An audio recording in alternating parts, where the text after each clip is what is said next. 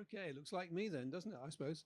My name is Roger Harrabin. I'm a journalist. I used to work for the BBC for 35 years, reporting on climate change and energy and environment and stuff. And I'd like to start by telling you a story, which seems apt as like, what's going on? Is there a ferret in there? What's going I want to start by telling you a story about my granddaughter, Hazel. I've got four grandchildren, and one of them, Hazel, who is just four, has got a bit of a lung problem. Well, it's actually more than a bit of a lung problem.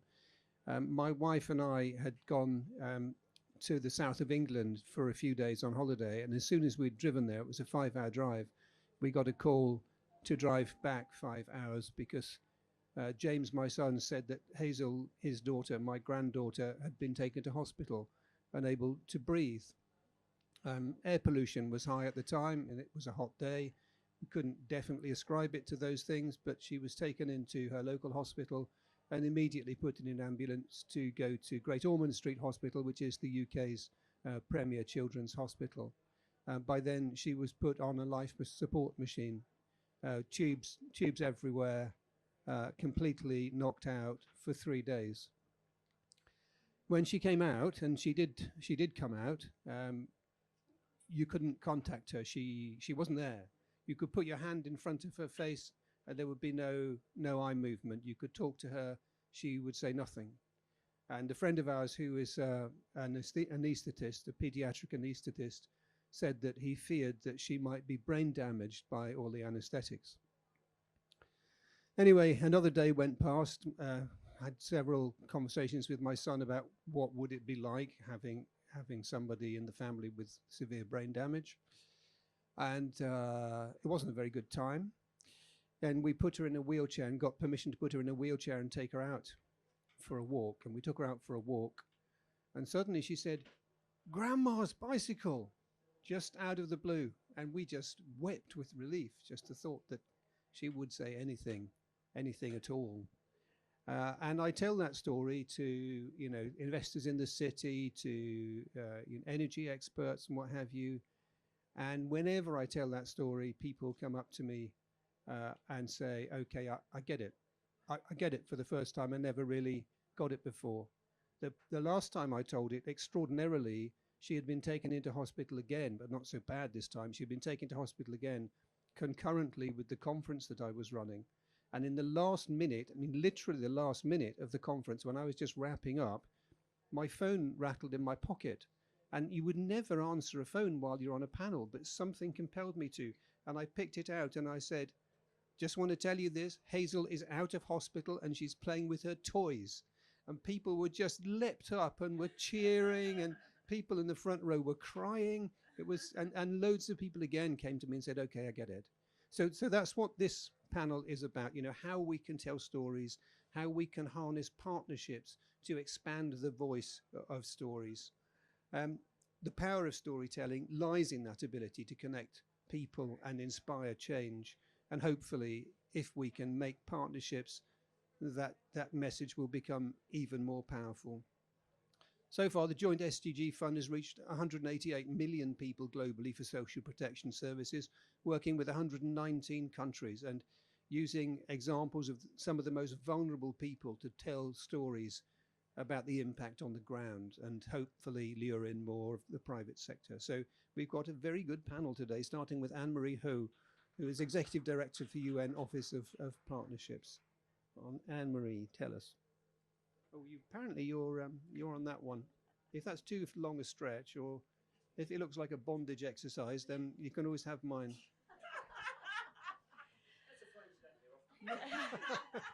I've really never had that intro before.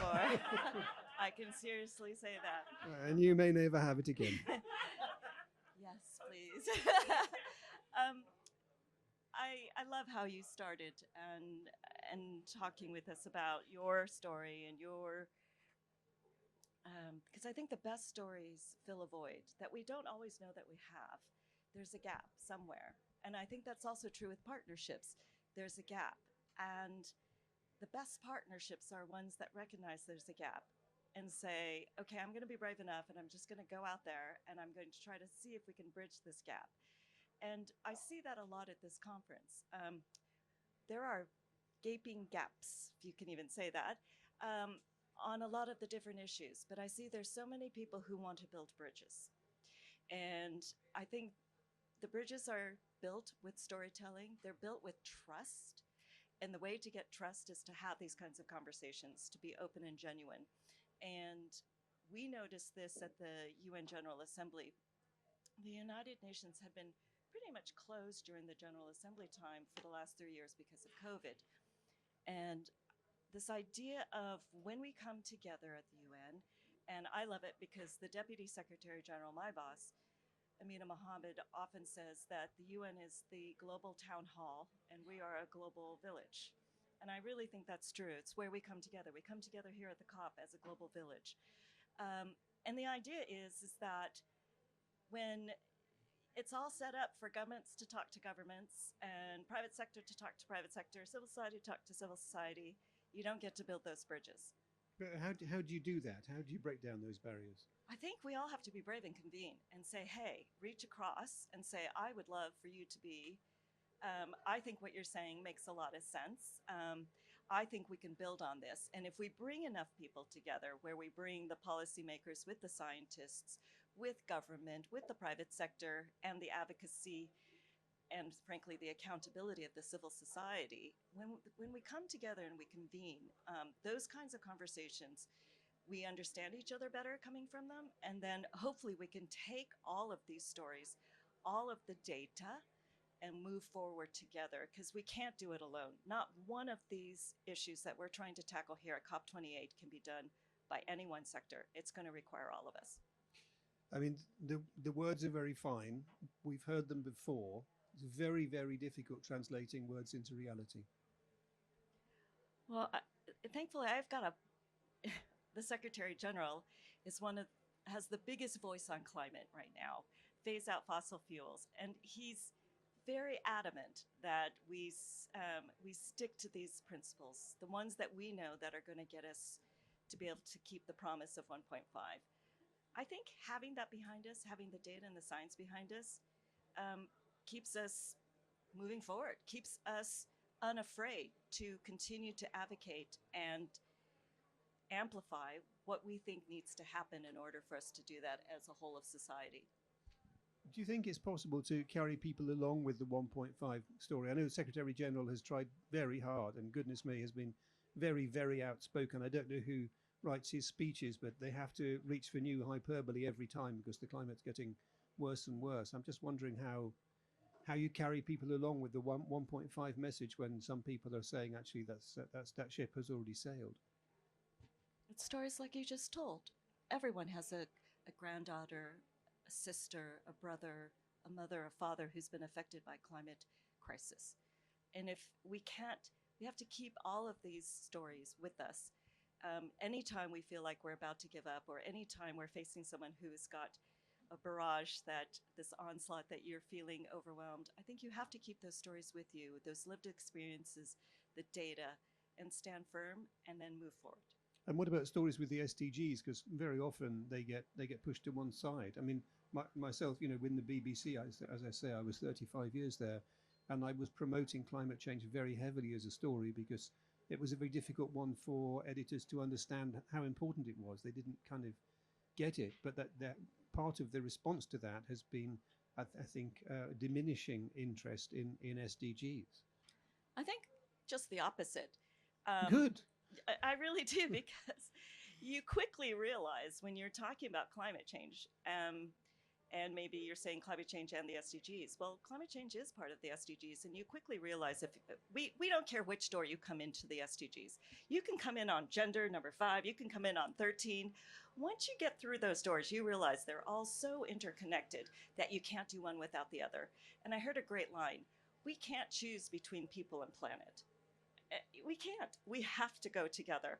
And that's what gives me a ton of hope, because once you realize how one affects the other or can be part of the solution to another, you realize you have to go together. Okay, thank you very much. Let's move to Jaha Dukouré, UN Women Goodwill Ambassador. Jaha, I mean, you have extraordinary stories to tell yourself as a story of FGM and child marriage, and you've used your personal stories to bring about a broader societal change. Tell me how that happened. So, hi everyone. I'm originally from the Gambia, and I went through FGM when I was 1 week old, and I was a child bride twice in my life. And the reason why I'm here today is not only have I used my story to bring change to women and girls across the continent of Africa, but now we're using that same approach to regenerative agriculture and providing alternative livelihoods to former practitioners of female genital mutilation and also using it to delay marriage for girls. Wow, that's a heck of an achievement to make that leap. How have you done that? I mean, you featured very heavily in a documentary, Jaha's Promise. How have you used the media to carry your messages? So I think for me, since early on in my career, media has been a huge aspect of everything that we do. We partnered with The Guardian, um, uh, and we trained journalists to. Hang on a second, let me stop you there. People were here in the room, some of them, they partnered with. How do you partner with The Guardian? How does that happen? It's So, like saying we walked in and got the crown jewels. so I was in Atlanta, and The Guardian came to cover a story about me, and then they said, "Okay, we're not doing a story. We're going to do a documentary." And then once they started filming the documentary, they followed me for 2 years.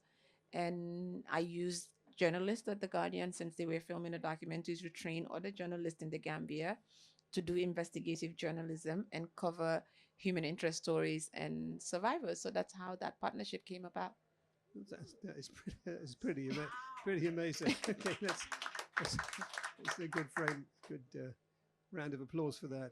Um, you're also obviously bringing in the community. How does that work? How do you draw in the community?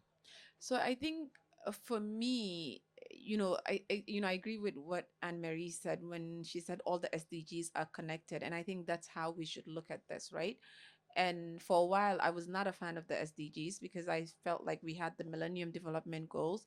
We didn't achieve it. And now Sustainable Development Goals is almost 2030. We're in 2020, December of 2023, and we're not there yet. And a lot of times I feel like there's a lot of talk, but there's not enough action. And this is all of us. We need to hold ourselves accountable. We need to hold governments accountable. We need to hold the private sector accountable, and international development agencies such as the UN and the World Bank, bringing communities together. It's not just about rooms like this where we all share the same views. We all agree that we need to protect the environment. We all agree that violence against women and girls is wrong. These are things that we have in common, but it's about tangible results. It's about doing things that are actionable. Like during my work against FGM and child marriage and going around, when I talk to women, and a lot of times they're in abusive situations, and I ask them, why are you still here? What they say is, where am I going to go with my children? Who's going to take care of me? And you realize that the biggest obstacle that women and girls face in communities is poverty.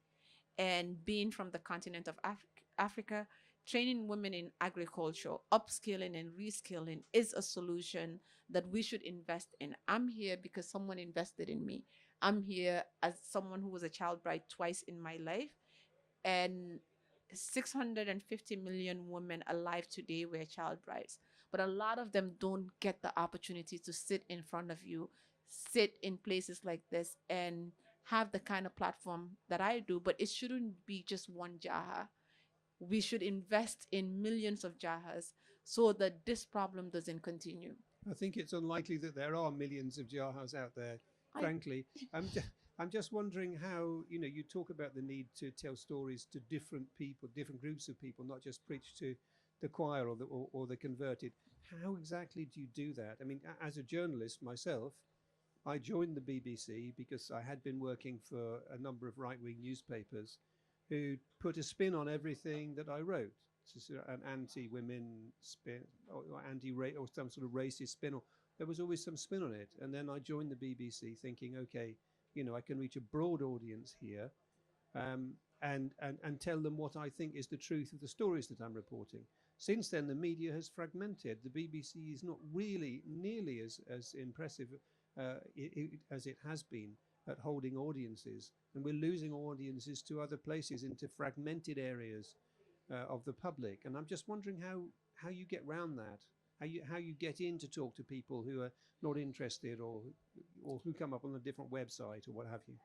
So because a lot of my work is in Africa, and we don't use the same channels of media as you would expect. So what we did is we do a lot of work in radio with community radios, and we also use people that do, go around with mics and in buses and caravans, and share the information that we want to share in local languages, because we can't always be in newspapers. And for us, it's important that we have local solutions, right, that work for the communities that we work in. I don't believe in importing solutions into community, but storytelling is so powerful, because it's important for African girls to look at someone like me who left a situation that I was in as a survivor of child marriage, and realize that, they need role models that look like them, sound like them, from their communities. Because if you don't see something, you cannot believe in it. And which is why storytelling is so important. People ask me, you share your story, you're so vulnerable, and you sit in front of these places. But I realize the importance of my voice in these spaces, and the importance of that representation, and the importance of girls from our communities and who have had similar backgrounds that I have, to see that they too can do exactly what it is that I'm doing. So storytelling is the single thing that brought change to my community, because they saw me in a prominent media channel like The Guardian. The Guardian was covering everything that I was doing. And then CNN found out about me. They started covering my work. BBC found out about me, Al Jazeera. So I went from an outcast to a hero in my community. If it wasn't for the media, I wouldn't be nominated for the Nobel Peace Prize. The media also saved my life, because at the time that the Gambia passed the law on FGM, we had a president who was one of the worst dictators in Africa, Yahya Jammeh. And I used the media every time I went into the Gambia for protection, because I knew that if I was with the Guardian, if I was killed or arrested, the international community would know that I disappeared. But if I was there by myself and I didn't have the media, I didn't have any protection. So for me, it was a strategy. I can't tell you how unusual it is to sit on a panel where somebody's praising the media. It really is quite remarkable. We're going to hear now from John O'Brien, Partner for Sustainability, Climate and Equity at Deloitte Touche. John, I mean, you're involved in this greater business. How is Deloitte contributing? Well, firstly, I feel completely inadequate, following that story. You don't have a personal story like that? No. But I'll mention Deloitte, but I'll start maybe just kind of where the storytelling is in some ways, and how I'm using storytelling. So, and then that's how I ended up working at Deloitte. And Deloitte's this monster consulting company that does everything and gets into every boardroom and every CEO's office. Yeah, my daughter used to work for it, and my brother-in-law still does. So. Yeah, and it's a ridiculous organisation. There's no Deloitte people here. That's all right. It's fine. But it's a ridiculous organisation. It's right at the heart of capitalism. But the reason I ended up there was actually there's some triggers I can use there. That's if I can get into those rooms, then I can start changing and planting seeds in different ways. And so my kind of journey, and it's kind of I'm a storyteller, but that's my journey on storytelling was I was furious about climate change, and 20 years ago I was going, oh, this is urgent, we've got to get on with this. And then I tried in the energy business to get people to invest, and this was I don't know, early noughties, and they were going, no, it's no business case, we can't do that, it's like, and it's years away, and we've got our quarterly returns, and so I got very angry, and I ended up blowing up a career and starting work I set my own company up, helping clean technology companies get commercialized. How do we get all the solutions and get them commercial and get them out? And I was living in Australia at the time, and the politics in Australia, like the politics in many countries, was very weird at that time, and climate was a political issue. And suddenly Australia was going, no, we were going backwards. And it's like, why are people so stupid? I just don't get why why were people, it's like for 10 years before, I was like, this is urgent. Well, why are we not doing this? And so what was I going to do about that? I was like, well, maybe I start telling stories. How do I change? Why has climate change communication failed? Why are we here? You know, we're 28. Do we need 28 for God's sake? Apparently, yes. So I did a whole lot of research into human psychology and change management and storytelling and some really interesting sort of stuff around, you know, why is climate communication fails? It's because there's an assumption that people are rational. It's like, well, clearly, you know, no decision is rational. Every decision is emotional. You might then back it up with some rationality. Go, you know, even the business case, you know, it's like you get to, I'm going to spend $1 billion. It's an emotional decision at the end, and you go, oh, my gut tells me that's wrong. It's like, well, that's the emotional decision making. So I did a whole lot of research into that, and also positive storytelling and how you tell positive stories, and that can attract people to a better future and wants them to kind of to move towards that future. If you tell them the world's going to end, unless it's going to end this afternoon, they don't care. You know, they've got to get the kids to school and pay the mortgage. There's a wonderful talk. It's just a 10-minute talk by Dan Gilbert from Harvard, I think. And he said, why are humans not hardwired to react to climate change? And it probably, you know, think about all of the SDGs, maybe. But climate change particularly is what we're hardwired to react to is things that are instantaneous. So, you know, it's like unexpected, imminent, and you can see it coming. You'll react really hard to that.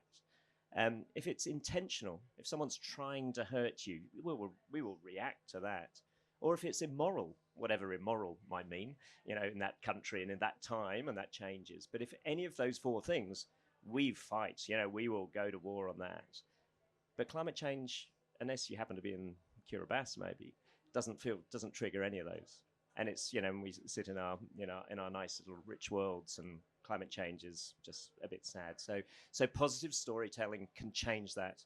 And so then I came into Deloitte, and I now use that with boards and with companies, and I put groups together, and I bring diverse voices in. I had UNHCR climate refugee guy talking to 50 Australian CEOs a few weeks ago, and just how do we get some diverse voices into that boardroom, into that executive room, to help people think differently. So what exactly do you do? I mean, how do you bring the stories to people? I've got no idea what I do. So I mean, I've done a few things. So there's a couple of projects I've had where I've got lots of people from around the world to tell stories from the future. So this is before my current work, but it was when I was being furious, I said I want people to write positive stories. So where do I want to start? Where do you start in the world? You know, it's like, I'm just going to start at the top and work my way down. So President Obama didn't reply, I did communicate with the Dalai Lama's office, but I didn't get him over the line in the end. I tried to interview the Pope once. I tried to take the Pope to the Arctic to do a live show from the Arctic. No. Yeah, actually, I got very close, surprisingly close. Well, I did get the number. Failed at the last hurdle. I did get the number 3 in the Catholic Church. Archbishop Alza, who was the Holy See to the UN, and then but the first 2 stories. So I sent out invitations to everybody. The first 2 stories that came in, I asked for people for stories from the year 2100. Deliberately far enough out so it gets over the political cycle, what's practical. It's like, what do you actually want in your world? You know, what's a good world for you? And they're all quite similar, but they came from different angles.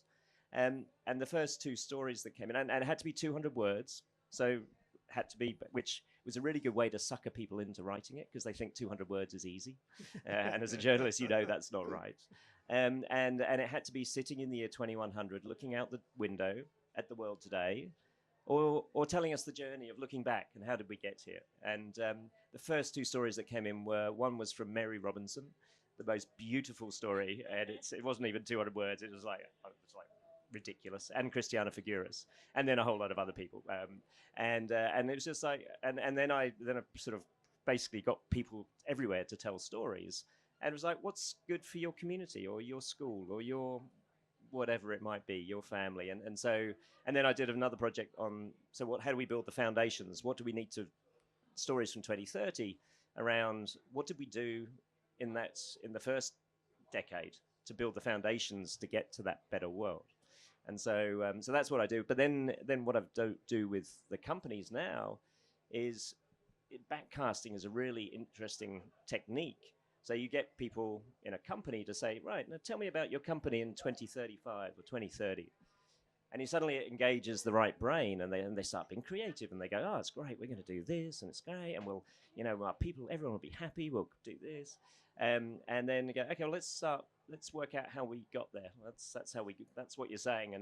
And you work out that incremental change will never get you there, so you have to actually do things differently. And then you also take stakeholder views. How do you actually think about the community and the First Nations stakeholders if you're doing land stuff, or just sort of helping them to just think through different lenses, and it's all storytelling. How effective is that within a big company like Deloitte, which is, as you say, heavily tied into the system? I mean, have, for instance, your board decided that you won't have anything more to do with fossil fuel companies, for instance? I mean, how far does it go? So this is with our clients. So this is with sort of the big companies. I do it a bit internally, but I kind of focus on the companies outside, and it doesn't always work. I mean, I don't fit the corporate world. I dress to fit the corporate world, but I don't. So quite often it fails. It's like, can we just get an accountant in? I don't know who you are. It's like you're a bit weird. But then once in a while, the penny drops, and it's kind of you go. Actually, there was one of the big mining companies completely changed its strategy on what it was going to invest in and how it was going to operate, because we ran a session with the board on that basis. Is that Fortescue? No. Sorry, I'm still a journalist. Let's move on to Peter Glatzer now, co-CEO of, I'm not sure how to pronounce it. It's Shift. With no I. Correct. Shift. Just Shift. Just Shift. Just Shift. Okay. There's no I, but you don't. No I. You sort of can throw it in there. Okay, fine. No. Okay, fine. I get it. I mean, you've been making films about this sort of stuff for 14 years. You work in partnerships. A lot of people find it difficult to work in this area. It's difficult to persuade editors. It's difficult to free up funding. The further away your problem is from a major center of population or a developed country or city, the less likely it is for you to get your issue covered by the media, because it costs too much it'd take me 3 days to get to Vanuatu or something, so it's too expensive, so we won't do it. So this is inherent news bias. And I'm just wondering how you get over all this, because you've clearly been very successful at it. Well, I would say Shift, my company, actually is dependent on partnerships. We wouldn't exist without partnerships. And the way, I'll give you a little background on the model of how we work. About 2008, I produced narrative features. And narrative features are written stories, fiction. So I wasn't even making documentaries. And I was looking for myself, and felt, much like everyone here, I'm sure, that the sustainable imperative was upon us, and that we all needed to figure out what to do about it. I'm not a policymaker, I'm not a scientist. I tell stories. I create films that tell stories. So I created a TV show. The antecedent to Shift was a TV show I created for Discovery Channel on sustainability. And it was fine, but it was not exactly what I wanted to do. And there were some confines with working with a big company like that. But let me stop you there, because I know people who've tried to work with Discovery and found it really, really difficult, because Discovery wants stories about animals. They don't want stories about people affecting animals. I mean, it's changed a bit, but in our case, it wasn't animals. They wanted a home makeover, and that was not the show we sold. That was not the show we wanted to make. Right. We put some elements of that in. We got lucky, and it's not worth digressing into, but there were many reasons to want to do our own thing. And it was around 2009 that show aired for the year. 2010, we built Shift and said, let's make our own sandbox. Digital platforms were exploding. It was a little early for sustainability in the mainstream, and that we had just come through that experience. And we knew that we could get sponsors, because HP wanted to sponsor our show, and Discovery wouldn't let them really get involved. So we wound up starting with Stonyfield Farm as a partner, our first partner, and we made a series of films on the music industry and bands lightening their carbon footprint while they toured. It was great. We went from there to making partnerships with Virgin, and Richard Branson joined our board. Huffington Post and Ariana Huffington joined our board. So we had screens and we had distribution. And then I think 2013, Ford Motor Company approached us. They were coming out with 5 electric hybrid vehicles, and they wanted to tell the story differently. And we were able to deliver lower budgets than huge commercials that reached a wider audience, with an authentic storytelling to it. How did you do that with Ford? They came to us, and we used a business model on the series we had done before. They were shocked at how little it was going to cost them. And to us, it was an ample budget. And, you know, in a way, we found ourselves as sort of a creative agency, and people would say to me, how did you land Ford as a client? Well, we didn't think of them as a client. We thought of them as a partner helping us tell the stories we wanted to tell. And that series was on innovation in sustainability and design in every way, in every vertical. And so it just sort of grew from there. But I'm sorry, I'm trying to answer your question. It gets difficult to raise money, and people don't. I mean, it's not so much about where things happen and geography, because you can get footage and B-roll and edit it into an interview that takes place anywhere. The first film in the series that I'm now producing with the UN SDG Joint Fund, I had to shoot it in Germany, because that's where this great polar explorer was, and he's a photographer. And so we went there. But all the B-roll from the Arctic, I didn't go on these expeditions with him. It would have been interesting, but you just figure it out. You just simply figure it out. What I've been doing recently is to ask people to go out with their mobile phones and shoot their own footage. And it's just that the phones are so good nowadays that you often can't tell whether it's professionally shot or not. And personally, I think that's going to be a great avenue for the future that will allow an organisation like the BBC, which has a lot of money for some things, but not for doing sustainability features, to get people out in the real world shooting their own stuff and then intercutting it with other homemade material. I think that's the way ahead. Do you agree with that? I absolutely agree. The last partnership we had before the UN partnership this past year was with Samsung, and I wanted to shoot some of it on their cameras because they're 8K capacity. It's compressed 8K, but it's pretty good. And we were shooting all of our stuff, our original stuff, our interviews on 8K. We didn't wind up doing it on their phones, but we could have. We absolutely could have. And people make feature films on phones now. So I do think it's the wave of the future. It's wonderfully democratizing. I was just going to say it's the democratization of the industry. Yeah. Okay, thanks very much. Last but not least, Sarah Jane Saltmarsh, head of BRAC International Thought Leadership and Program and Enterprise Communications. It says here, how can the media help us to encourage sustainable growth and drive solutions, especially as we approach the midway point for SDGs? Yeah, quite a wordy question. It was a very wordy question. Yeah, thanks, Roger. I didn't write that. It's a bit triple barreled there. I'm just going to start really quickly with doing a sort of few line introduction to BRAC, because most people don't know who we are. BRAC is the world's largest NGO, largest development organisation. We're headquartered in Bangladesh. We're Global South led, so we're all of our operations run out of Bangladesh, but we are in 16 countries, and our programming happens in 50 countries. So we reach 100 million people, and we do large-scale sort of social development, plus also large-scale social enterprises. We've got a bank, a university, so sort of a bit of a solutions ecosystem. But because we're headquartered in Bangladesh, and because we don't have an individual fundraising model, as in we don't take money from individuals, or we haven't traditionally, so we're not as well known.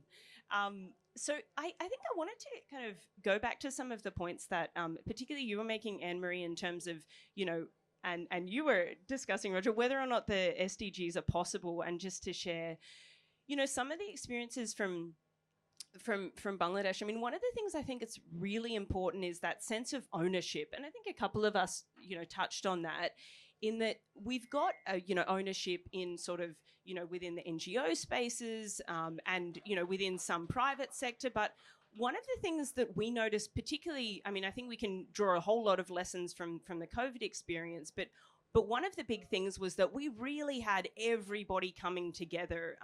Bangladesh was very lucky in that we escaped quite well out of COVID, and it came because everybody let go of all of the kind of traditional silos that they're in, and everybody jumped in. We were getting, for example, data on, consumption rates in slums, poverty levels from telcos, from telecommunication agencies. So very untraditional. And for example, we realized, when you think about health, you would think, people are going to go to hospitals or to doctors. Of course, the hospitals were full. People were also scared. So we actually used pharmacists as a key point of contact, and really help them to get the ownership of how dangerous COVID was, what they could do about it, because we realized that no matter the skill level of pharmacists, that's who people were going to. So I think that the point to take away from that is, like, ownership has to be kind of with everyone at all levels, and stories are a great way to sort of make that happen. Can you bring together climate change and sustainable development? Is there an ear for that? Yeah, I mean, one of the stories, and thanks for starting with that powerful story, Roger. One of the stories that we've been sharing has been because like we've said, in terms of a lot of these things, like sea level rise, for example, we're giving numbers in 2050, 2045. Who knows? I don't know if you guys seen the schedule, but I don't know what I'm doing tomorrow. So what we've been saying, and what we've been saying is, what happens earlier than sea level rise? It's salinity. And how is that relevant to most people? Not everyone is a farmer who it's affecting their crops, for example. But in Bangladesh, in the coastal regions, we are finding in some reports that come out of hospitals that 1 in every 2 women within their lifetime are experiencing pre-cervical cancer symptoms now. That's because of salinity. That's because of increased salinity, decreased access to fresh water. It's because you can't clean yourself with fresh water during your periods. And when I think about sea level rise, I think about it, it's important, and it affects me. Same as salinity. But periods really affect me. And I think most women would agree that it really hits home when you think of that 50% of women. So one of the things, and that's because of poverty, that's because of gender inequality, that's because of climate change, that brings together a whole lot of those as women at that intersectionality, similar to what the goals do. So one of the big things is bringing that urgency to something which can seem quite far in the future, but we are, while some of us are kind of, it might be making it hotter, for example. I know in Australia there's a lot of memes about it being a hot girl summer forever. But for some people, it's meaning you have a hysterectomy in your 30s or you're going to die. So in a country like Bangladesh, I mean, what can you tell people that will be helpful on that agenda?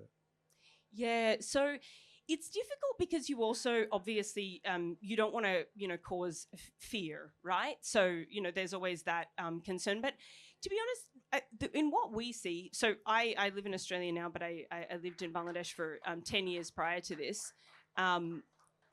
There's what's kind of frustrating often when you see a lot of kind of success stories and kind of vanilla linear narratives that people are suffering and all of that. And there's a bit of work that's gone into moving from that sympathy into empathy. But, people in Bangladesh, women particularly, are some of the most badass people on earth, and they're that sounds like a good story coming on. I mean, they're not kind of sitting and contemplating about climate change. They're getting in. They've got solutions. They're doing it. And one of the things that that has been kind of interesting walking around has been thinking about how many things in the global south are really working and are really doing things, both in the space of sustainable development more generally, and in climate change. BRAC really concentrates on doing development differently. And I think in general, Bangladesh has really done development differently when you look at its kind of sort of trajectory. But I was particularly wearing this scarf today, because I was thinking about, in terms of that doing development differently, like a lot of women in these countries are engaged in crafts. You know, that's one big area that they're in. And when we think of craft, we often think of something which is very niche and small. You know, it's kind of sometimes, you know, questionable quality sometimes, or it's kind of hard to access, et cetera, et cetera. Our craft brand employs 70,000 artisans, and it made $125 million in sales last year. So it's very possible to do all of these things. And there's so many of these solutions. And these, you know, when you're talking about what we can tell women, these women are at the forefront of this. So I think in those countries, I think in many countries, women are already doing all of this stuff. It's just that these narratives haven't always kept up with that. Great, we've got a few minutes to get a question or comment from the audience. Any badass Bangladeshi women in the audience? Yeah, okay. Let's have a microphone to this badass person here, please. That's all right.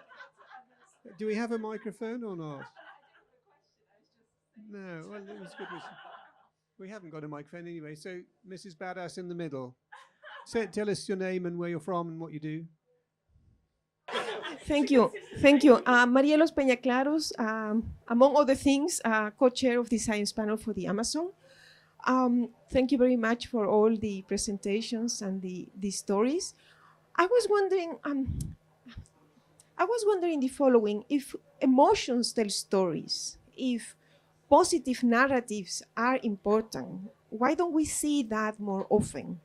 You know, because I mean, we hear so many bad things about what is going on in Bangladesh, in Africa, in the Amazon. But there are many good examples that we need to have to really believe that we can do this.